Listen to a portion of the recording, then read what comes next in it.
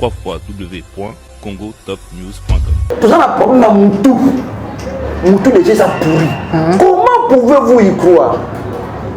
Une personne, on va payer ça plus de 300 millions à offrir à Kongomani un lampadaire et un fourrage. Mais, bato oyo, bazalaki na moto wana, bakangi bango, bakemakala, bakendaka makala. Mais moto wana mususu azonga mboka oyo, avant kutu azonga mboka, abima, azonga, et le Moïse Salamate, a comme un homme libre. C'est-à-dire que l'UDPS a eu suffisamment le temps, les moyens de corriger ce que Kabila a fait. Kabila. Pourquoi? Parce qu'il semblait, Papa Etienne Tshisekedi, vrai ou faux, n'est-ce pas? Il a été, à l'époque de Mobutu, comme opposant phare. Quand tu dis que la gratuité, c'est Félix, non. La gratuité est constitutionnelle. C'est constitutionnel. La gratuité, Félix. Vous avez quoi appliquer disposition concernant le salaire des Félix de comité. Ok? Mais bateau va la science appliquée. C'est-à-dire que lorsqu'une personne a une vision dans sa tête, il faut tomber à 2 étages. Vous comprenez? Mon déjà ça, il faut fondation, il y a un premier étage à qui à continuer ça. Il y a un puis l'on sont constant Moutamba. C'est dans la loi. C'est-à-dire que tellement Congolais attendent la caté. Si on retient l'article 144, il y a procédure civile. Ok? Les greffés et les selles. Et le seul habilité à percevoir le frais de la justice. Est-ce que c'est moi? C'est pas moi, c'est la loi. Makamonio so constant Moutamba Oussala. C'est dans la loi. C'est dans la loi. Vous voyez, il n'y a rien de nouveau. Au Congo, nous n'avons pas un problème de loi. Nous avons juste un problème d'exécution de loi. Donc c'est pour ça que je vous dis qu'actuellement, au lieu que les chiens puissent conduire l'aveugle, nous maintenant c'est l'aveugle qui conduit les chiens. www.congotopnews.com. Bonjour très chers téléspectateurs, Balandia Congo Top News Mon TV, une chaîne au cœur de l'actualité. Et tous allez à l'autre bête à Bosolo, à vérité les caca, à le côté les caca, l'émission de Bino Bosolo, Bosolo Yamboka, ensemble avec votre humble serviteur Junior Kama. Nous allons nous inviter pour découvrir d'ici peu de temps. Donc tous allez comme on a ma camobélé, c'est le Kanamboka Nabiso. Ensemble naïe, Torobeta Masolo Yamboka. Et sans plus tarder, je vous présente notre invité, M. Mitterrand Nimi. Bonjour Ndeko Mitterrand Nimi. Bonjour Ndeko, pour l'invitation. Merci Peli, c'est pour la toute première fois que participer à l'émission de la chaîne Kitoko. Et je peux d'abord félicitations. Merci. Parce qu'aujourd'hui, la plupart des jeunes font un titre. Pour nous métier, mais quand même vous avez le courage d'affronter pour nous dénoncer, pour nous télémérer la valeur et pour nous solo, pour nous kaka vérité. Il y a un monde qui a pesa makanisi makoki pour la bande de biso au pe bazali na ya poto bande de biso diaspora na pesimbote baye ba mai oyo na kati ya mboka Congo. Awa nazali ko pesa mbote epai ya kolotu nangai Edouard Samba parce que moi je suis l'un des Congo et actuellement tozali ko bengaye Aigle Royal parce que azali ko incarner vision yaba tous les grands leaders oyo bakufa aujourd'hui la kolotu nangai Simon Gimbangu oya bani telemela banti valeur aujourd'hui kolotu na biso ne mwanansemi sikoyo Edouard Samba c'est la personne oyo azali ko sangisa tous les Bakongo oyo Bakongo babengaka makuku matatu donc c'est là cette personne oyo lelo nayi nazali na kati opposition mais nazali ko mona azali na bonne vision pour na makambo tali province ya Congo central parce que vous devez savoir le Congo central avec une superficie de 52 923 km², na kati na azali na sol moko riche et na sous-sol moko riche. tozali na océan, tozali na fleuve, tozali na bacours d'eau minene, tozali na Inga, tozali na Zongo, tozali na makambo ebele ya kitoko. Mais regardez comment ma province au Anamo il y a un problème, il y a un leadership où il y a un leader où il y a la province wana. Mais lelo na komona mwana mboka grâce bilolo et na komona Kulutu na Edouard Samba na kanisi ozondi bae quand même ki azo sala quand même bon non quand même ba initiative bae nango to bandaki kolela province ezali kokende liboso te province ezalaki na kati ya libulu mukongo nyonso nekongo nyonso même bandeko na ngai ya poto balanda ngani il m'appelle mais pourquoi mon mboka miterani mokota makambo te parce que on a eu un gouverneur na kombo ya Giban il a créé l'insécurité au Congo central. Il y a eu des coupeurs de route au Congo central. Vous dites Puis Bassa Nani Tiban? Oui. Non, je ne pense pas. Parce qu'un kabiliste a une vision. Un kabiliste, c'est la bonne gouvernance. Vous voyez Qui là un master Kabila. Kabila tire là dans master na combat guité. Kabila tire là dans master combat guité. Donc je voulais dire un grand merci na Kulutu nanga Edouard Samba et Nazali Koyebisaye que la jeunesse aujourd'hui va jouer comme la valeur sûre. C'est-à-dire que la personne vous a la référence à Bakongo. Vous voyez. Donc Nazali ko souhaiter bon vent.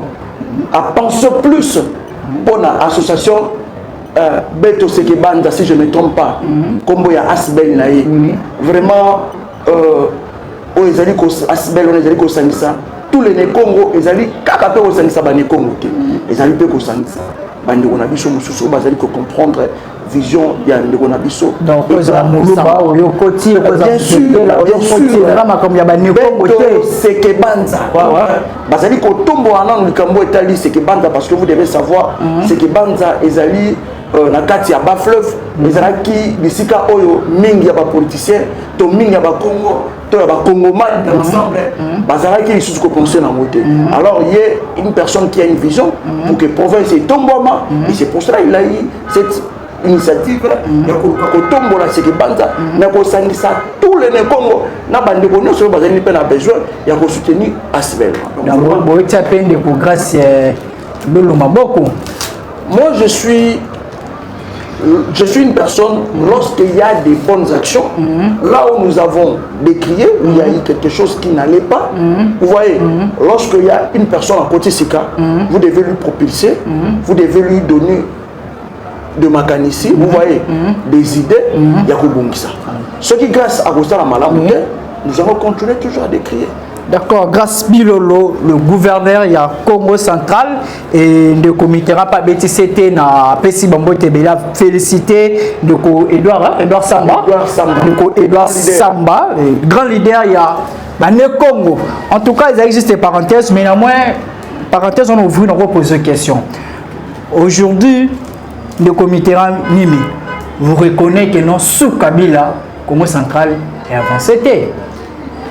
Merci beaucoup pour la question très pertinente. D'abord, vous devez savoir, à notre époque, vous devez savoir que l'école centrale, il y a un problème d'infrastructure routière. Parce que nous ne pouvons pas parler du développement sans penser d'abord dans les Camboditali Banzela, sans penser dans les Camboditali lotilique, autrement dit, courant électrique. Ils allaient loi. Ils allaient garantir la carte de constitution droit à l'énergie électrique. Vous voyez. Alors, Kabila étant une personne qui avait une vision encyclopédique, c'est-à-dire qu'il a voulu d'abord commencer par nous offrir ou par offrir les Congo une infrastructure routière. Vous allez vous en souvenir, à l'époque de la Matadikin, nous avons l'état des routes était vraiment l'état des routes. Et ça qui n'a été de délabrement très avancé. C'est-à-dire que mobilité, ça a quitté. Parce que nous avons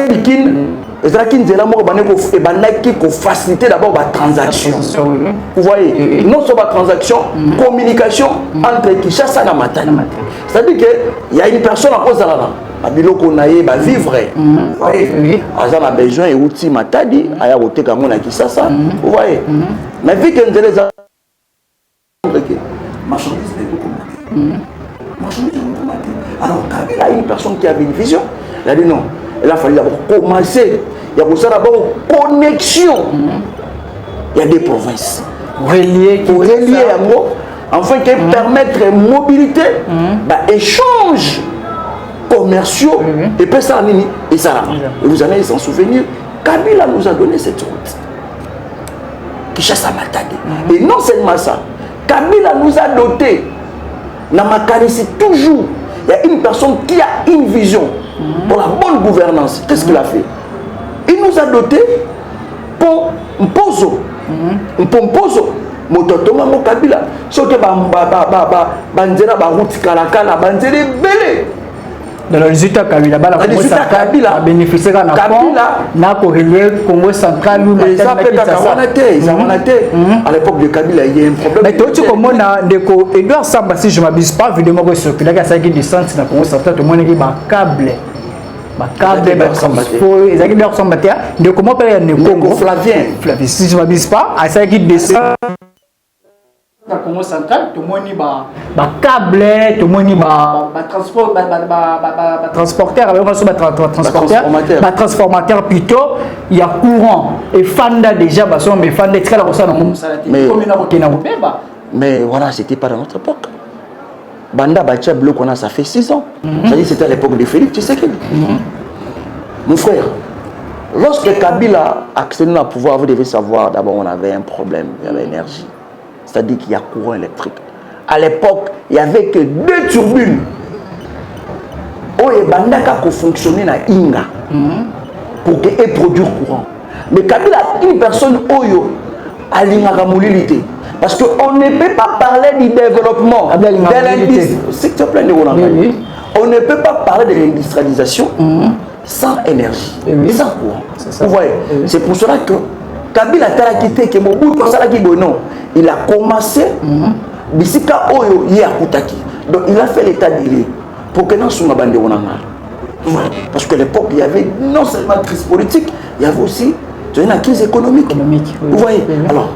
Moto azalaki na makanisa non il faut d'abord na banane fisque na quelque part na banane fisque na na mata parce que enseigner no yeba na makambo etali gestion en boka il y a la continuité c'est à dire que na ya la ko kolongwa moto muso ko ya aya ko pérenniser vision to projet ko kuta na makanisi nini na makanisi ya intérêt général Kabila oya salaki na makambo etali énergie électrique ko bossa na tena mizo.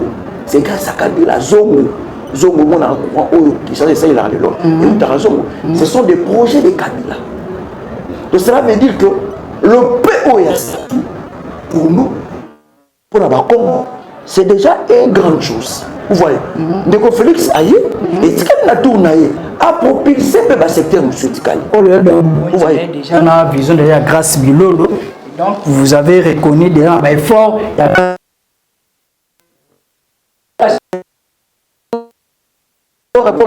Parenthèse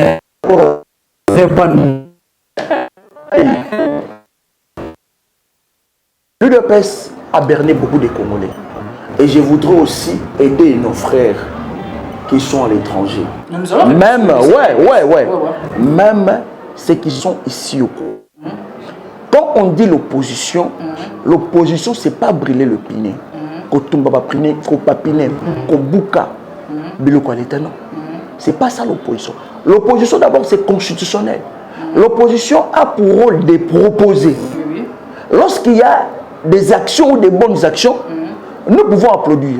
Parce que lorsqu'il y a eu une mauvaise gestion, nous avons décrié. Alors dites-moi un peu, pourquoi nous avons décrié? Nous avons décrié pour qu'un changement ait. Changement nous avons un Mitterrand. Changement nous avons un Congolais. Mais il dépêche à côté de cette mission virus. C'est-à-dire que lorsqu'il y a une bonne chose, tout comme nous connaissons. moi je suis un Congo. Intérêt général. Là, je n'engage pas les FCC. Je précise bien. Là, je parle étant que l'un de mes Congos. Parce que, à titre personnel, c'est-à-dire que nous avons décrié une situation qui a persisté. Parce qu'aucun Congolais qui peut accepter l'insécurité. Aucun voyageur qui ne m'a pas dit, mais beaucoup d'embouteillages national. Vous voyez? Or, il y a une personne qui incarne une vision. C'est-à-dire que ma PC, ma responsabilité, à réguler ma rapport embouteillage. Tu peux t'imaginer embouteillage dans Nzelaya, route numéro 1 ou national numéro 1, il y a un central. Mais c'est inacceptable. Et non seulement embouteillage, mais aucune solution. Il y a aussi c'est comme l'insécurité. Vous voyez? Et nous avons donné des pistes et des solutions. Et aujourd'hui, le pouvoir en place, ils ont compris que non, nous ne sommes pas des ennemis. Nous sommes tous des Congolais. Lorsqu'il y a des bonnes propositions, qu'est-ce que nous devons faire? Il faut adopter. Vous voyez? Nous sommes pour intérêt à peuple Nabiso. Peuple à Kabila Zate. Tout ça, nous sommes peuple congolais. Parce qu'il y a une différence entre la population et le peuple. Quand on parle du peuple, c'est une notion juridique. Et quand on parle de la population, et ça, notion sociologique. Aujourd'hui, vous allez comprendre, nous sommes ici avec les Sénégalais. Ils font partie ou ils font partie de la population congolaise. Vous voyez. Maintenant, je parle d'un titre moko étant que moto allait vivre parmi le peuple congolais. Vous voyez. Donc nous devons essayer un peu de laver. Parce que l'opposition a la prérogative de proposer. Effectivement. Nous avons proposé. C'est comme à chaque fois lorsque tu as une machine, tu proposes le gouvernement. Pour ça la beauté. Mais ça déjà, il y a une initiative, l'opposition pour proposer. Pourquoi pas si vous avez accepter l'institution? Parce qu'aujourd'hui, il y avait un débat là sur le porte-parole de l'opposition. Aujourd'hui, qui engage l'opposition? D'abord, vous devez savoir, nous, les FCC, nous n'avons pas participé aux élections. Vous n'avez pas voulu, pourquoi? Mais nous n'avons pas voulu. Avec les propositions, vous proposez quoi? Aussi longtemps vous n'avez pas voulu, vous n'avez pas reconnu pouvoir en place. Comment vous proposez banal? Combien de vous dites pouvoir voter? Vous proposez une élection. Vous avez l'élection salamité. Pour ma légitimité, ce que vous proposez, vous reconnaissez qui est. Mon ami, pour un montant proposé, c'est une caractère, il faut avoir la politique. Il y a aussi la société civile qui propose. Ok? Il y a aussi ces Congolais qui étaient Nord-Tchani. Il était un parlementaire? Non, c'est un Congolais. Il a réfléchi. Il a eu un projet de loi. Après, son un député que j'ai salé. Vous voyez? Pourquoi? Parce qu'il a vu dans la personne de Ntingi Pouloulou, il a une vision. Vous voyez? Pour la Salanini, pour battre les mélas, soit verrouiller n'a pas poste moussous autour pour cette opportunité pas me sauter. Vous voyez?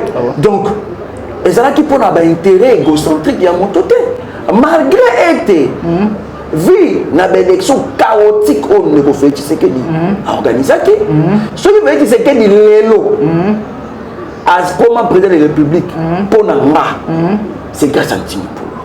C'est grâce à Ntingi Pouloulou. Bien sûr. Oh, mais c'est clair. Parce que ni tété Ntingi Pouloulou, écoutez-moi, ni tété la proposition il y a loi il y a loi Tiani il y a des pères et des mères parce que Tiani n'est pas un parlementaire. Vous voyez? Mais Ntingi Pouloulou, en étant un parlementaire, quelqu'un qui légifère, donc c'est-à-dire que moto a ça la canibé, moto moko a lié loi, il y a une limite aux là. Garant portant, il y a projet voilà. Vous voyez? A même yango na niveau parlement, même si que loi wana il est caté. Mais tu sais combien de cerveaux y a battu et béba les amis donc ni tété Ntingi Pouloulou oyo ayaki na projet wana koyebisa ba Congolais nous devons verrouiller nous devons faire quoi? Verrouiller ma poste moussous. C'est-à-dire que c'est où celui-là oyo akoki kozala président de la République azala Congolais des pères et des mères. Parce qu'il semblerait que Moïse Katumbi bato bazala na doute au sera nationalité na ye. Vous voyez, on a côté là sur le plan pratique en termes de bilan, Félix Tshisekedi n'avait pas un bilan. Au challenger na ye, moi c'est la popularité. Le rôle de Moïse Katumbi ça l'a quitté. Alors qu'est-ce que Félix Tshisekedi a fait? Félix Tshisekedi a voulu maintenant s'abuser d'Intigny pour lui. Pour faire porter une loi, pour initier sa adversaire politique. Donc si aujourd'hui Félix Tshisekedi était aussi derrière la loi Tsani. Mais il était derrière la loi Tsani. Ah bon? Il était derrière la loi Tsani. Je te dis, c'est pratiquement impossible au Congo Félix Tshisekedi à avoir plus de 72%. C'est impossible. C'est impossible. Félix dans le Congo, pourcentage en euros voyants. Sauter un mot, ça est belé à 3%. Oh là là. Je te dis la vérité. Mais grâce à Ntini Pouloulou qui a été les géniteurs, les porteurs, il y a proposition de loi. Vous voyez, Félix Tshisekedi ne pouvait pas être là. Donc, c'est pour cela que je te dis que Ezali erreur de parcours, il y a Félix Tshisekedi. Donc, pour la mission, Félix, il ne méritait pas là. Mais dommage que le loup, c'est-à-dire que ma petit moi mboka Ntini Pouloulou au bakongo babenga kakimbota. C'est-à-dire que une personne mais bakangi na ba machine bakangi na ba machine tu ba machine soki Ntini Pouloulou machine ye moko tala ba bitin de voix la tango belé ba PV piquant yo ke bene azaki ngwa to mona pe bele so pona ko za ba PV na bureau de vote ezaki passe bakangi ba nyoka maki est-ce que bela ba PV na la tene njo azaki ngwa pinde ko ngai yende comme tatsaki ba témoin na ba bureau de vote ndeko Mitterrand na ba pe bosolo na papa na mama na mtelo magazine. Maman Mteme Magazine. Maman Mteme Magazine. C'est comme maman a dit que c'est mon yo au bout on est. Au bout il y a un moment de Mteme. Ah, donc ça dit que ce qui était Félix Tshisekedi a sorti 74%, disons 73%. Autre m'a dit. Donc il y a un vote combiné. Effectivement. C'est-à-dire que ce que voter président de la République, député national, il faut voter président, il faut voter député national, député provincial, conseil communal. Alors, ce qui est pour nous, à qui chacun ça veut dire, je suis pour les hommes de l'État. C'est pour cela à chaque fois, là comme ça fait Tshisekedi, aujourd'hui, mon pays est sous une malédiction imposée par Félix Tshisekedi. Non, je vais vous expliquer pourquoi. Ce n'est pas seulement lui. Parce qu'il y a eu beaucoup d'invalidés. Invalida bato oyo, vota ka bambo. Parce que c'est un homme de cellule pour Félix. C'est en violation. Quand je dis pour moi Félix, pourquoi? Parce que ce qui était Félix, c'est qu'il y a 74%, c'est-à-dire que bateau va trichaka. Il faut attaquer la CENI. Il faut attaquer non seulement la CENI, le problème aujourd'hui que mon pays est maintenant enseveli par une malédiction. Parce qu'il y a des familles, oyo, ça qui espoir na baeli na bango, ou bazaki na besoin, baki na ensemble, balobi na bango. Vous voyez, maintenant ceux qui motomoko akendaki na muki tongo a kepe boye machine yango ya mbutu benda tika tindika chakali mais moto na limite 22h à voter candidat na yi parce que azalaki na besoin mona moto wana na kati ya parlement afin que contrôle rigoureuse OK contrôle moko rigoureux disons j'allais dire et ça na kati ya parlement. C'est comme moto na moni été. Combien de mitou, combien de familles il y a batona ce qu'on va méchant. Ce qu'on veut que les bossons de croyez-vous moto moko a n'est qu'un moto moko quelque part dans la carte assemblée nationale, tout dans la carte assemblée provinciale à moni été. Ce qu'on montre la prière les aux années.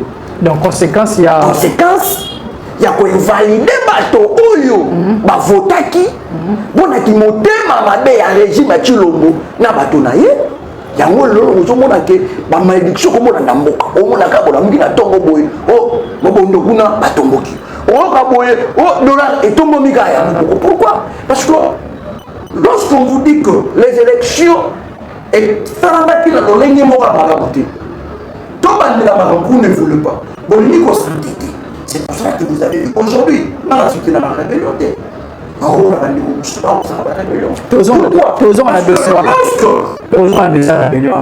tozonga mela mai ndeko tozonga na dossier na tokopesa et donc ndeko Mitterrand tobetana lisolo le Mama Soumina première ministre na biso ya mboka 100 jours après le gouvernement l'ertine ni bino batu ya opposition bozanango. Merci beaucoup pour la question. Là maintenant dans ces revêtures la casquette n'a communicateur du FCC et du Kabila Forever. Kabila Forever. Est-ce que vous avez Kabila? Voilà. Je voudrais maintenant vous expliquer, je voudrais maintenant vous donner la matière. Oui, oui. Si je ne me trompe pas, l'article 68 de la Constitution qui nous parle des institutions de la République. Oui, oui. Nous avons la présidence de la République. Oui, oui. Ok? Oui, oui. Et nous avons le gouvernement. Disons, nous avons les parlements, nous avons les gouvernements et les cours des tribunaux. Oui, oui. Là, c'est selon la Constitution. Oui, oui. Or, la science nous dit, nous avons 3 sortes de pouvoirs. Oui. Nous avons les pouvoirs législatifs. Donc, il y a qu'à légiférer, il y a qu'à ça la bébé. Ok? Oui. Nous avons les pouvoirs judiciaires. Et nous avons les pouvoirs exécutifs. Or, quand on parle des pouvoirs exécutifs, on voit directement les gouvernements. Est-ce qu'il faut les comprendre? Oui. Donc, c'est le gouvernement qui définit la politique nationale d'un pays. C'est le gouvernement qui définit les politiques dans chaque secteur, dans les secteurs économiques, dans les secteurs agricoles, dans les secteurs des infrastructures, etc. Ok? Maintenant, en regardant la situation qui se vit ou qui se passe dans mon pays, vous allez comprendre que, apparemment, avant les gouvernements, pendant les gouvernements est égal à avant les gouvernements. Comment ça? Donc, c'est-à-dire que avant les gouvernements, il y a eu l'insécurité des Congolais, il y a eu des déplacés. Aujourd'hui, nous continuons avec l'insécurité. C'est-à-dire le gouvernement a porté le monté. C'est-à-dire qu'il y a toujours l'insécurité. Avant les gouvernements, les Congolais, on va vivre dans Nzala, dans Mogaï. Plus de 36 millions de Congolais vont vivre dans les Cambo et la malnutrition. Tout continue. Le Congolais, tout va aller dans Nzala. Et pendant Kabila, les Congolais vont vivre dans Nzala. Si le bébé va continuer dans Nzala. S'il te plaît, de Ronamaï. Ok, papa. Avant le gouvernement, égal avant le gouvernement, pendant le gouvernement, j'allais dire. C'est-à-dire qu'avant, il y avait des délestages. Aujourd'hui, nous allons continuer là dans mon Lili. Avant les gouvernements, pendant les gouvernements, nous allons continuer à vivre dans la maille. Mais nous allons dans le lac, nous allons dans le fleuve. Nous allons continuer dans la maille. Avant les gouvernements, nous allons vivre dans l'embouteillage. Vrai ou faux aujourd'hui, nous continuons dans l'embouteillage. Le vrai ou faux, les lots, la panier, disons, les paniers aménagés,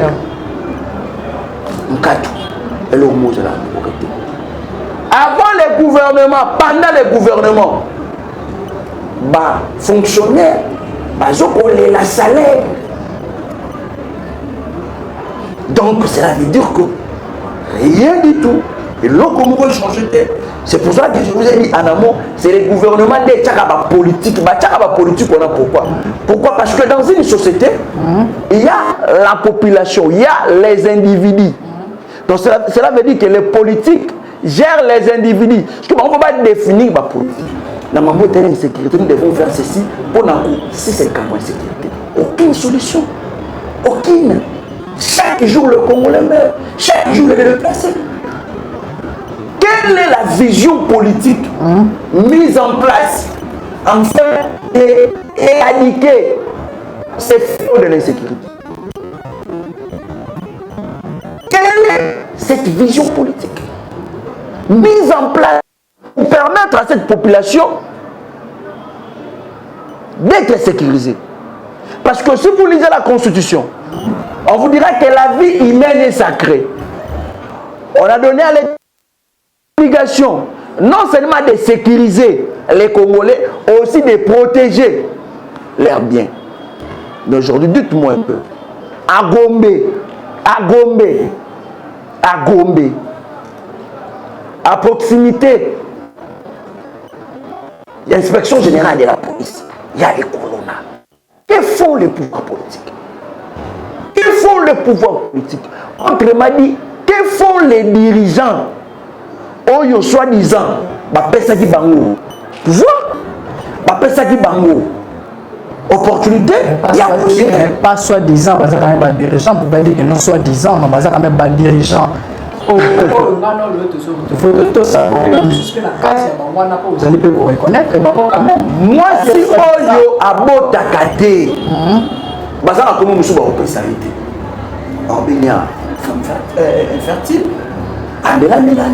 Lorsqu'il n'y a pas l'amélioration, dites-moi, pensiez-vous, ce qu'on a dans l'océan, on nous dit 15 tonnes de maïs aussi là. Donc cela veut dire qu'aujourd'hui, nous avons des personnes ou des personnalités Oyo bazali plus que privilégié, intérêt personnel. Qu'intérêt général. Qu'intérêt général. Parce qu'au Congo, nous avons tout. Tout ça est le côté. Là où Kabila a laissé ce pays, c'est pas là où actuellement mon pays se retrouve. Ah non. C'est-à-dire que... Non, il ne faut pas dire ça quand même. Il ne faut pas dire ça que notre place Kabilatika Congo, si le Congo est avancé, déjà la place Kabilatika Congo. Congo est avancé, Congo pour des zones ici. Le saut qui est là, c'est là où tu es enseigné par le Kabilatika, bon, ça là où base de l'autre. Ma fonctionnaire, le quand même, ça va. Hein, Kabila Banda, ils ont moins de $100. Mais le bazar du Colo quand même. Vous êtes informés? Non. Vous êtes sous-informés? Non. Ma Congoman, il va enseigner à Bengaki. Vous êtes après départ à Kabila, quand même, moi, avancement côté. Ma fonctionnaire à l'été, le bien on peut quand même. On veut dire que non, départ à Kabila, Congo, ils ont la place Kabilatika qui est le budget, du Colo quand même. Il y a une gratuité, sous Kabila gratuité, il y a quand même un avancement. Il faut reconnaître quand même, avancer. Il y a un nina. Moi, ben fort, ben moi, je dis que ça, on est comme terrain. Hein, d'accord. Avancement, là, tu as raison. Ah, ils allaient. Avancement, tant au moins, dans le ministère EPST, on va détourner 400 millions. C'est ça l'avancement. L'avancement est bon. L'avancement est un détournement. Mais c'est ça l'avancement est bon. On dit l'avancement. Il y a un bon. C'est facturation, l'avancement est bon. C'est-à-dire que l'UDPS a eu suffisamment le temps, les moyens de corriger ce que Kabila a fait. Erreur au Kabila. Pourquoi? Parce qu'il semblait, Papa Etienne Tshisekedi, vrai ou faux, n'est-ce pas? Il a été, à l'époque de Mobutu, comme opposant phare. C'est-à-dire que là où ça ne marchait pas, j'estime qu'il avait un stylo. Il notait quelque part. Il prenait note. Dans le secteur où il est solution à l'époque de Kabila, parce que il est peu sur le pouvoir. Mais pourquoi le détournement continue? Pourquoi le détournement? Kabila Tiki, un enseignant, un salaire, il y a un salaire, il y a ma casse. Kabila Tiki, un enseignant, un taux, il y a un salaire, il y a $187. $187. Mais les lots, on a salaire, on est quitté. Non, c'est faux. Un enseignant aujourd'hui gagne moins de $180. Moins de $180. Un enseignant touche moins de $180. Non, je peux s'ajouter.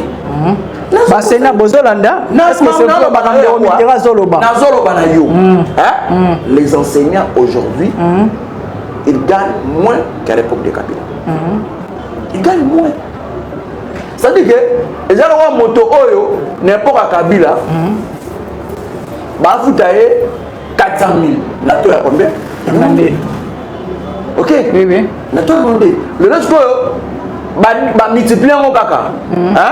Comme ça, le salaire, il y a 800 000. Mais maintenant, combien? Il y a 28. C'est l'hôtel. Donc, quand tu dis que la gratuité, c'est Félix, non. La gratuité est constitutionnelle. C'est constitutionnel. La gratuité, Félix. Vous avez quoi appliquer disposition concernant le salaire des gens des Félix. De comité. Ok? Mais bateau, la science appliquée, c'est-à-dire que lorsqu'une personne a une vision dans sa tête, il faut tomber à 2 étages. Vous comprenez? Mon déjà ça, il faut fondation, il y a un premier étage à continuer ça. Il y a parce que Kabila a la gratuité. Kabila a la gratuité. Attendez, je vous explique. Oui, explique-moi. Expliquez-moi comment. Je vais expliquer comment. La gratuité existait depuis l'époque de Kabila. Mais sauf que c'était une gratuité qui n'était pas effective. Partielle. C'est-à-dire partielle. Vous voyez? Donc, il y avait des provinces qui ont bénéficié de la gratuité. Mais sauf que Kabila, il ne voulait pas que Ezala, Congo Mobimba d'abord, pourquoi? Tant que vous avez le projet, il faut que vous ayez coétudier un mot. Boyeba, projet au poteau exécutant, et c'est né la biso, tout ça la boye. Kabila voulait d'abord, il faut construire des écoles, faire des infrastructures scolaires. Dans la République Mobimba, quand on a une école, ça ne suffit pas. Il faut aussi qu'on ait la bibliothèque. Afin que permettre à biso, base dans la connaissance élevée. En même temps, tu as créé Bachege. Pendant temps, on a surtout. Mais pour reconnaître que lorsqu'on applique une disposition constitutionnelle, on applique par célématé. On est le justice sociale. Peut-être dans l'autre, même ban au bazar. On a l'autre même droit que on bazar na Kinshasa. Peu importe ma condition, mais le bas tout quand même gratuité enseignement. Il faut bon reconnaître quand même que Félix a osé quand même que bien besoin de bandi. Au moins, il y a un parce que, bon, quand je dis pourquoi? Parce que aujourd'hui, défendre, tu as défendre, tu as posé ma question de répondre. Tu as posé ma question, tu as défendre la député. Ok? Oui. Chege, non? Oui. Ce que préférez-vous? Vous avez un chege, vous avez un moine oyo à kelasi, à une matière à malamonté, le lobby a la médecine. Danger pour la société.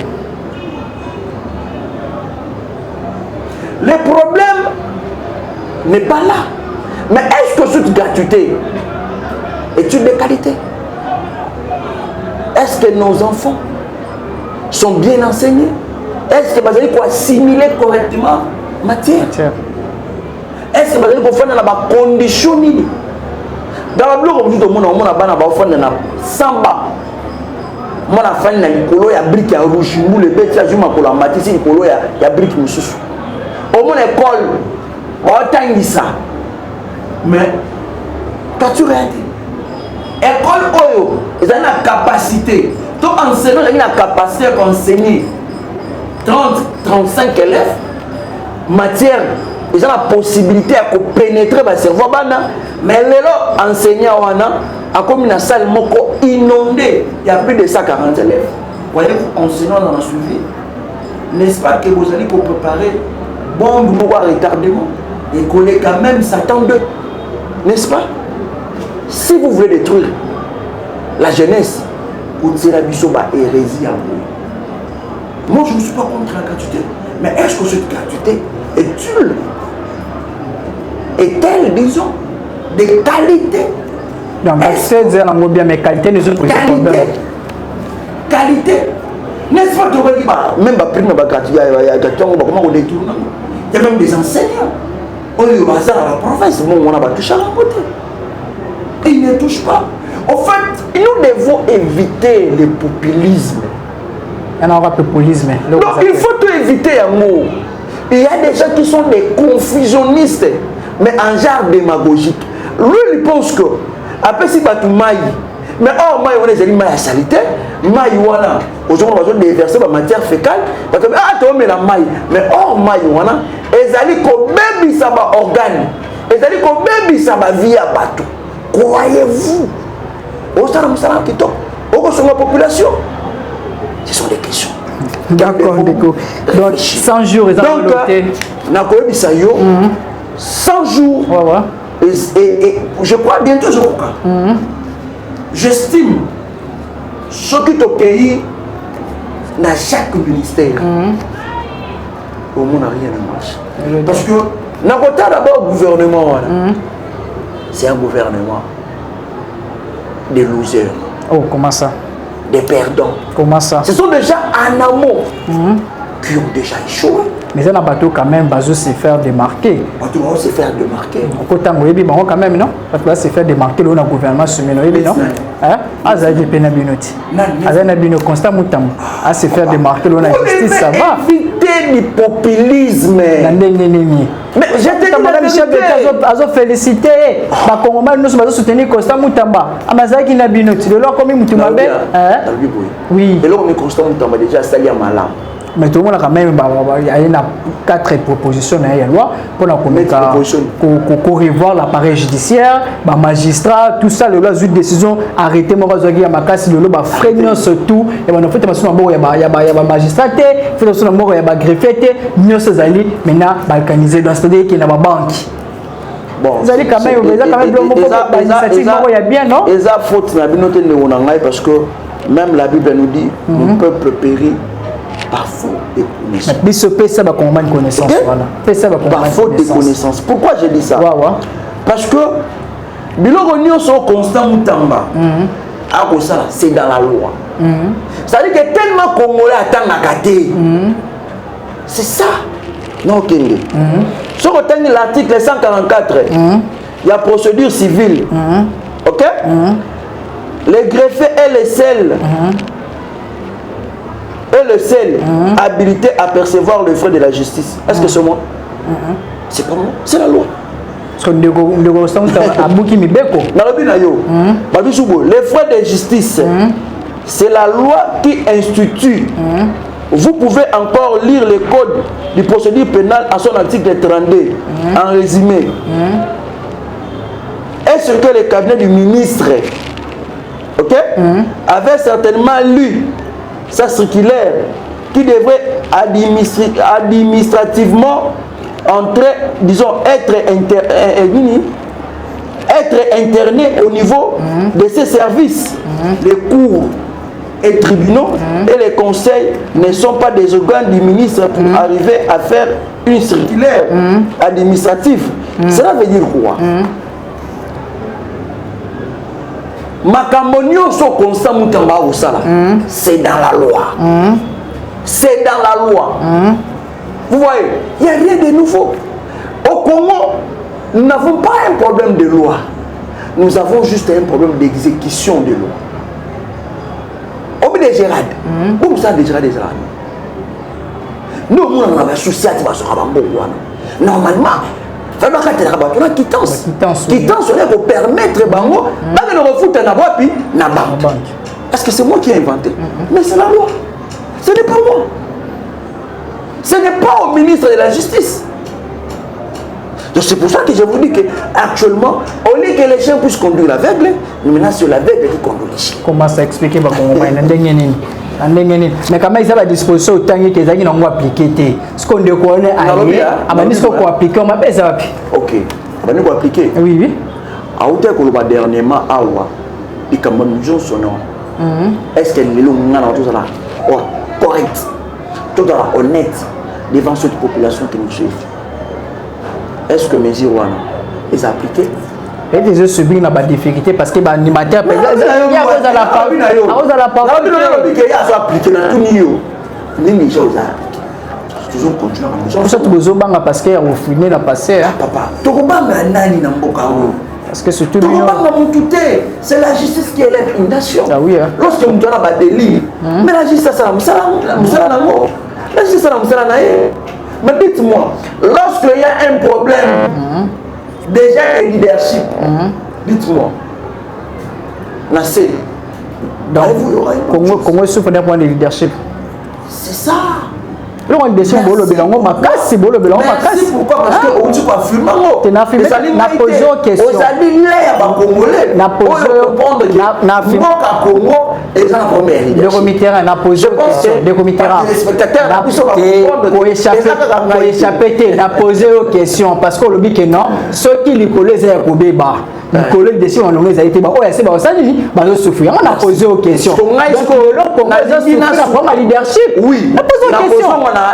Na makambo papa Etienne Tshisekedi aloba na biso ba papa Etienne Tshisekedi alibisa biso soki moto ya poisson to moto et baby c'est rosani et comprend pas donc cela veut dire que tout ça na problème na mutu déjà ça pourri comment pouvez-vous y croire une personne on va payer ça plus de 300 millions à offrir ba kongomani ba lampadaire na ba fourrage mais bato oyo bazalaki na moto wana bakangi bango bakendaka makala mais moto wana mosusu azonga mboka oyo avant kutu azonga mboka abima azonga eloko moisalama te akoma un homme libre mais bakongolais bazwa mai te bakongolais bazwa bavourage te moto na omona mpe babenge honorable babenge excellent mais a détourné mbongo oyo et c'est qui destiné à projet moko afin que et régler problème mon la carte société le moto va revenir honorable a qui type un avion bah tu peux pas tout passer ba mbote ba qui s'en tout honorable excellence qui excellence n'est pas qui moyibi qui excellence n'est pas qui détournement nani oyebi na osena ko mbote nani oyebi le président de la République a outi même qu'on l'a veillé alors dit non il y a Zali moto malamu il y a Zali moyibi te s'il te plaît oui. Nous sommes dans un état oyo bato ba soutenaka ba anti-valeur n'est-ce pas parce que je suis kabiliste je ne peux pas dénoncer le Mosusu non si Kabila a coca qui t'a fait 5 sur 10 mais comment t'en as 6 sur 7 mais pourquoi chaque fois vous allez qu'on s'est régressé on dirait que Kabila a 5 sur 10 bon Kabila a 5 sur 10 bon on est sur combien babine de voisins à 7 ou 8 il y a aux 7 états ceux qui sont à 7 donc à moins 7 donc à 0 pour tout est à moins 7 donc à moins 7 moins 0 vraiment non dans la vie na yo azana donc na C il y a 0 même comment pouvez-vous y croire Kabila Kei Kabila tiki mboka o mobimba Kabila tiki mboka o sans les armées étrangères Kabila tiki mboka o sans les M23 Kabila tiki Ruchuru à l'aise atiki Bunagana à l'aise boko sa ba Kongoma ndeko soki na dosa no boko sa ba Kongoma bo négocier na bino bo négocier na lobi na yo négocier na comité ra bondi maka bo négocier ka lo Félix azoboya ba négociation wana yango ozomona ba ndeko bloko ne zo hein ta balo ba dialogue election ko sololati oui négociation lo bani baki ko sololati parce que o Félix azosani Félix asololite ya boye dialogue tant que na balwana balo bana bino nini tant Jean ou ça j'ai point bazo le cas na Kagame ya zoboya mais déjà Kidani Félix na Kagame basolo oh wapi basolo déjà wapi ndeko na ngai basolo wapi o Félix aloba ko clairement ko négocier na Paul Kagame te écoutez parce que basolo wapi écoutez ndeko na ngai oui en droit international il y a ce qu'on appelle la gestion ou les gestions des conflits des États. Oui. Vous voyez? Oui. Donc cela veut dire quoi? Le droit international réglemente les rapports entre les États. Pourquoi il réglemente? Na objectif Yako Luka la paix. Parce qu'il y a un rôle, il y a droit international. Oui. Vous voyez? Yako Luka la paix internationale. Quoi apaiser l'État. Vous voyez? Oui. De ces faits, contraire à paysanie, c'est la guerre, la force. Or, le droit international, la justice des conflits, on vous donne des causes. La cause, c'est là que l'État est contre la conflit. On va vous parler. de non-respect de l'intangibilité. De quoi? Des frontières. Chaque État a des frontières. Au cas où non-respect de la frontière, des États peuvent s'affronter. Oui. Et non seulement ça, il y a aussi ce qu'on appelle en droit international la recherche des matières premières. C'est-à-dire, autrement dit, de minerais, soit des violations des normes internationales, et ainsi de suite. Ce sont des causes. Même pour ça, le des États est contre un conflit. Ils sont déjà conscients. Je pense que oui, la violation. Il y a une visibilité, il y a la frontière. Et non, c'est pas ça, à la recherche de quoi? De matières premières. Ouais. Nous avons identifié la cause. Maintenant, il y a ce qu'on appelle en droit international les modalités des règlements internationaux. Donc cela veut dire quoi? Il y a des règlements, entre autres, nous allons voir la Charte internationale des Nations Unies. Si vous lisez le chapitre 6, on vous donne des possibilités. Première possibilité, ça a résumé dans le chapitre 6. On vous parle de Kambouya, diplomatie. C'est-à-dire que vous pouvez régler un problème de façon diplomatique. Il y a ma solo. Bon solo, enfin que vous trouvez consensus. Pour qu'il y ait. Et ça, et ça, possibilité. Mais ce que tu la Charte des Nations Unies, chapitre 7, on va aussi vous parler. On vous parlera dans les Kambouya force. Qui dit force, qui dit la guerre. C'est-à-dire que lorsque, diplomatiquement, nous avons vu le Rwanda nous agressé, en 2008, nous avons fait des accords avec les CDMP. Dans Makaniskino, ils étaient des Congolais. Boufanda, tout le cas, consensus.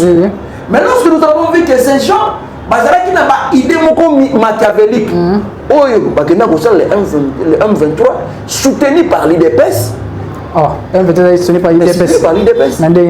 Mais, bonjour, on va la régler. Bonjour, on va la régler. Vous allez à Kendaka. Nous, pour aller sur le M23. Mais aujourd'hui, on va la faire. L'un des classiques de l'UDPS. Il y a Willy Ngoma. Il ne peut pas dire que le lot qui na armée. Lui, c'est-à-dire qu'il ne peut le lot qui na armée. Pourquoi qu'il y a une rébellion? Pourquoi vous avez un pouvoir? Pourquoi il y a une rébellion? Moi, je ne soutiens pas la rébellion. Moi, je condamne cet acte. Mais vous devez savoir, ce ne sont pas seulement ceux de Kabila qui sont partis faire la rébellion. Jean-Claude Jakanja, l'un des l'UDPS. Willy Ngoma, l'un des l'UDPS. Non, il y a des photos. Non, compliqué les comités. Oui, oui. Je vous dis, la photo, et ça preuve tangible. C'est un montage. Pour Willy Ngoma, maman Loba sur la cause ça. Augustin Kabouya, sinon répondre à Ekala. Mais pourquoi répondre à Ekala? C'est ça qui m'a emballé du PPRD. Il y a un médecin, non? Mais non, vous devez réfléchir. Quelles sont les causes ou la cause qui a fait que ce genre va quitter la rébellion? De comité, peu importe quelle cause. Moi, je ne soutiens pas. Là, on réfléchit comme Congolais. Congolais. Peu importe cause. C'est pour cela que nous devons éviter la crise, la illégitimité. Nous devons éviter ça. Parce que le Congo, c'est un bien commun. Bato baké, on a dit qu'on condamné. Mais baké pour la cause, on trouver qu'il y a des causes. Vous pouvez y croire. Une personne a eu une élection, mais il y a quartier. Une personne, dans une élection chaotique, nous avons estimé que nous avons qui. Yo sikoyo, osanini, bolumoli kombone, bopession pour notre ressource. De l'étinde konanga, ake rébellion. Ne konanga, ça akenda, ezalaki, puis ya ba port na bango basana monsieur Félix Tshisekedi. Oh, mais je vous dis la vérité. Eliezer Tambwe nous a dit clairement que Félix Tshisekedi a promis à Corneille Nanga. Il y a ça nini, il y a pourquoi monsieur premier ministre. Ah. Même dans les constaté, les vidéos existent. Et les airs à l'objet, tu sais que la prometteur n'a comme c'est Premier ministre. Cité. Eh bien, comme c'est Premier ministre, c'est rebelle. Oh là là. Je n'ai pas menti. Oh. C'est pour cela que Roman a affaire de la AFC. AFC. Oui, AFC. Il y a moi étant que Congolais, moi j'ai compris. Lorsque les accords politiques, il y a beaucoup c'est ce qui nous amène souvent dans la rébellion. Et bah, connaît bien bande quoi. Attendez. C'est pour ça que nous allons comme ça va Congolais. Nous allons lancer un message pour faire du sécurité. Oui, oui. Donc nous les sociétés à Radiaka, à Kolaka, à Inseraka, Kabila AFC. Mbabi Kabila Moutasali. Nalobi na yo na lingi li susute. Kabila za communautaire. C'est message. Et pas bande konyo so oyo ba ko opportunité. Bakatela e monso batindela ya Félix. Ya Félix. N'est-ce pas? AFC. Exa association de Félix Tshisekedi et de Corneille Nangaa. Oh. AFC association de Félix et de Corneille Nangaa. Mais je vous dis la vérité. Ah, non, je n'ai pas menti. Parce que c'est Nangaa qui reproche. Ah. Soit Félix Tshisekedi qui accuse. De AFC association de Félix et Nangaa. Et Nangaa. Eh. Parce que selon Nangaa, Félix Tshisekedi, c'est un président illégitime. La belle élection a soit quittée. Ok? Oui. Selon Félix Tshisekedi a accusé. N'est-ce pas que Kabouya Loba, Kabouya, le secrétaire Augustin Kabouya, alors ce qui que Corneille Nangaa est dans la rébellion, ils allaient pourquoi? Parce que Babotola est-ce qu'on a construit? Est-ce que Kabila n'est pas à Babotola va utiliser quand c'est une association de Félix Tshisekedi et Corneille Nangaa. C'est tout. Quand ta vidéo, tu ne l'as pas Kabila n'a rien à voir. Kabila n'a jamais prêté serment. N'a jamais prêté serment. Il y a qu'à sécuriser ma Congomani. Kabila a prêté serment pour sécuriser ma territoire. Qui est géré devant la foule? Même après ça, symbole à pouvoir. Félix. Alors dites-moi, Kabila n'a qu'à ça na nini wana? Kabila na kati azana nini? Kabila tiki mboka oyo sans guerre. Kabila tiki mboka oyo sans les M23. Kabila tiki Rutshuru entre les mains des Congolais. D'abord, vous allez s'en souvenir, il n'y avait pas la fameuse truc oyo ni état de siège. Et ça l'a quitté. Maintenant, au pouvoir, il y a Sani, instaurer l'état de siège. Les appels conditionnels. Il n'y avait pas. On peut s'en souvenir. Bunagana, les Alaki contrôlés par les Congolais. Non, dites-moi. Kabila n'a pas accusé Nanini. Kabila n'a pas l'armée. Ceux qui ont M23, ceux qui n'habitent pas à combien? Nous avons une armée de plus de 400 hommes. 400 000 hommes. Notre armée. Le M23 va à combien? Qu'est-ce qui nous empêche? Nous avons on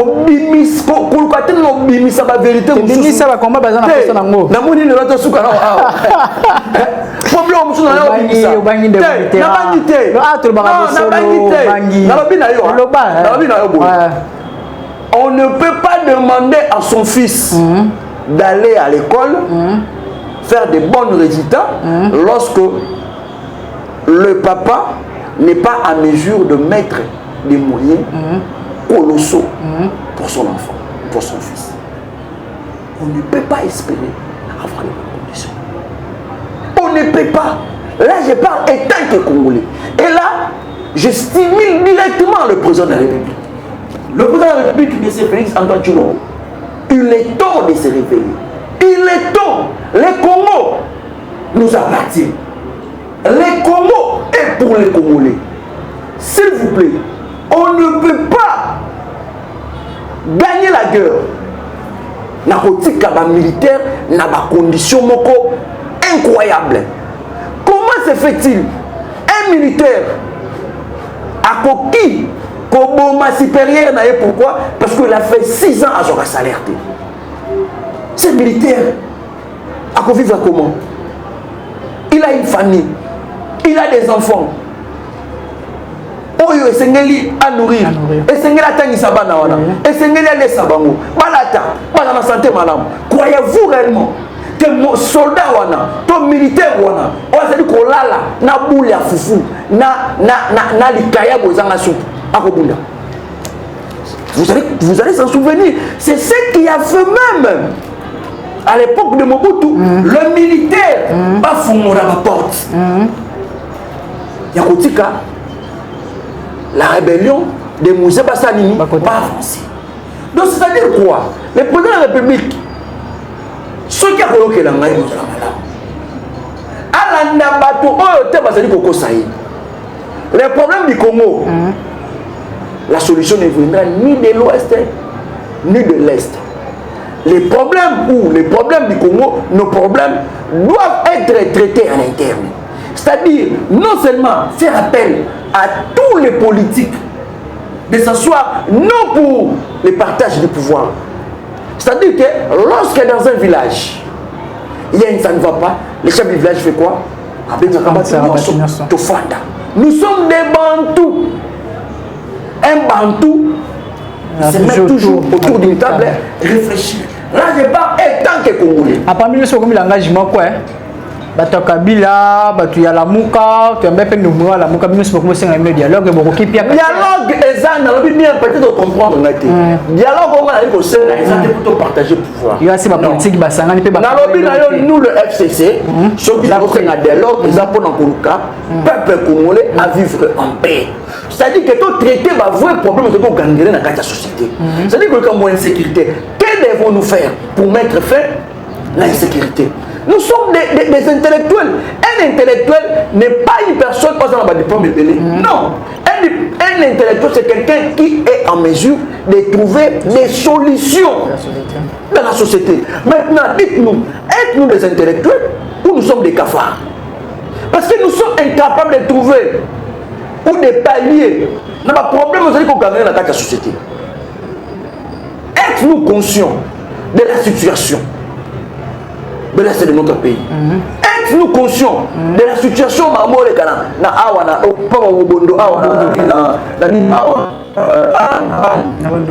êtes-nous conscients de la situation qui se vit actuellement à Mongafula, à Kitambo?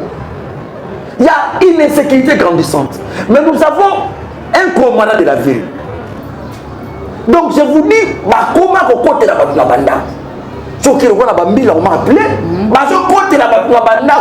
Donc cela veut dire que ça a une portité. Motonio sur le côté, après ça, on a une ligne. Êtes-vous fiers? Général. Mais c'est bien ce qu'il est. Êtes-vous fiers? Est-ce qu'aujourd'hui qu'on se sentir général? Na kota la insécurité à l'eau. Ma policier ya Oudjana, ma policier na yo. Au lieu que balata ba prérogative na bango, balata kazaka na bango, elamba na bango, veste na bango, ya ko sécuriser. Peuple na biloko na bango, oyo pe bazali na vocation moko civile et sengeli ba coopérer, ba collaborer. Mais lorsque policier ou azali censé ya ko sécuriser congolais, on va payer pouvoir moko légal, c'est-à-dire que ça pouvoir constitutionnel. C'est une constitution. Au moment où la police a une mission, il y a pour sécuriser les locaux, les citoyens. Est-ce qu'aujourd'hui, cette police, c'est-à-dire que ça a réellement son travail? Merci beaucoup, Ndeko. Vous allez avoir une minute. Et on parle de 2 minutes. 2 minutes. C'est 2 minutes. Et donc, ce que vous parlez sur un dossier où il y a deux qui prétendent détournement de l'Assemblée nationale. Il y a quand même des choses na affaire ou comment où ils ont maquiller le mot ya pas Assemblée nationale détournement donc il peut appel même arriver gouverneur avec la question ça peut détournement bani le sous ni na ngo ezotambola te na Congo. Merci beaucoup mon Mboka pour la question très pertinente. Oui. Mais avant on a abordé sujet wana nalinga qui na lancer un message. Oui. À tous les chefs coutumiers et à tout le peuple nécongo que l'heure est arrivée. L'heure est arrivée pourquoi? Parce que cette fois-ci, nous avons eu une bonne personne. C'est-à-dire que c'est un homme d'État. Une personne, on a dit qu'on a la plus intérêt il y a bande konaye ba intérêt il y a population à côté là ba intérêt personnalité là je vois Mulutu Titi Espoir Kwangilele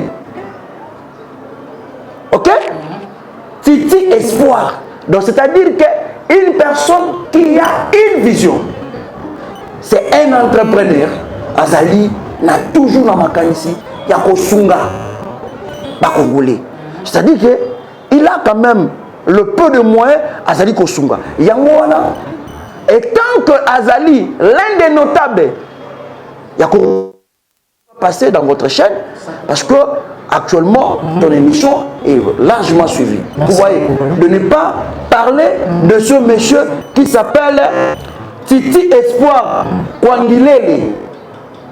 C'est-à-dire que c'est un député provincial coopté. La circonscription, il y a Lukula. Et dans ma canisse, toujours, il y a un bon député, on a dit qu'on a la base, on a dit qu'on a les députés Titi Espoir. Un grand merci à chef coutumier pour leur dire que non.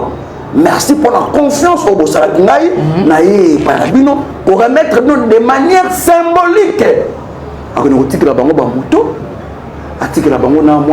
Ambulance, si je ne me trompe pas, donc je ne pouvais pas passer ici sans que Nalobela, l'espoir du Congo central qui s'appelle Titi Espoir. Donc c'est-à-dire que c'est un monsieur, un homme d'État, c'est un monsieur qui a toujours cette bonne volonté de construire un peuple là. Exactement pour la bataille, tu sais comment on a des détournements. Les détournements au Congo est comme le cola.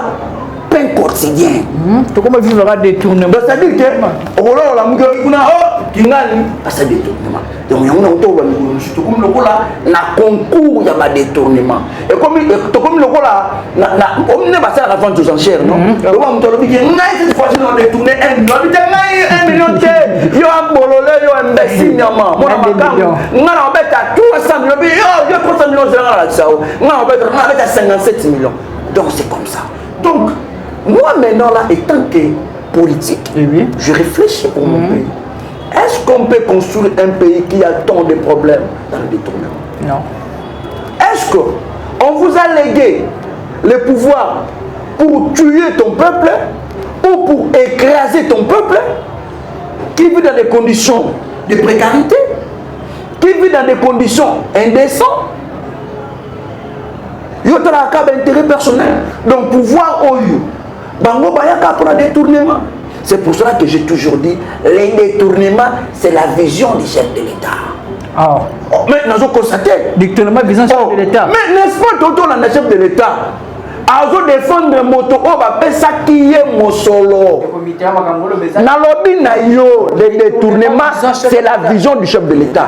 N'est-ce pas dans ce pays, on a eu un projet de 100 jours piloté par M. Kamere de 57 millions. Et Kendaboui. Même veille c'est que la délégation ne change pas que M. Tshisekedi et M. Kamere c'est un homme sur lui. Le cas de la société n'a pas commencé nationale détourné. Ah.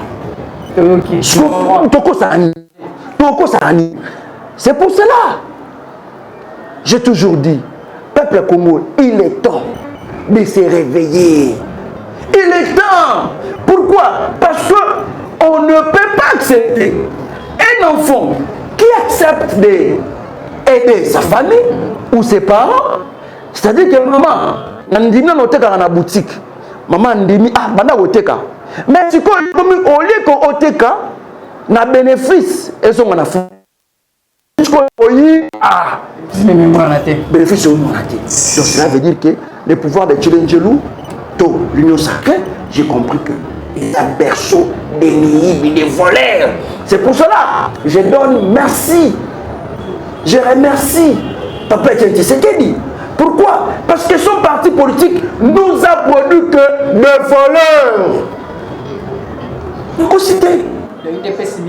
Nalobi na yo na teloko malunga ezalité preuve ne kabuya zali ko regretter alors il prend peu nous la biso ça lui wana te peu nous la bongo ba de personne que figi ba détournement o ka mbongo ya baba pesa ka mbongo mo ba tonga ba école na Mbujumai Papa monsieur Marcelin Lomba.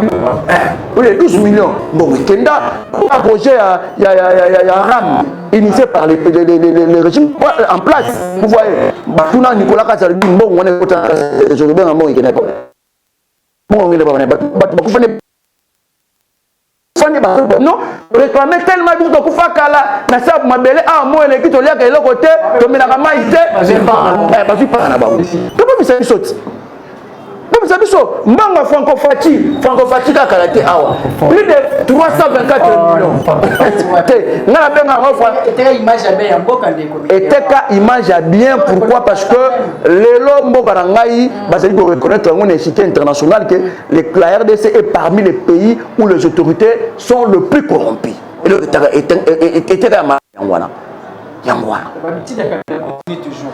merci beaucoup de comité d'avoir passé l'émission à Bisso. Nous avons un sentiment des alliés pas si peu parce que nous voulons qu'on change.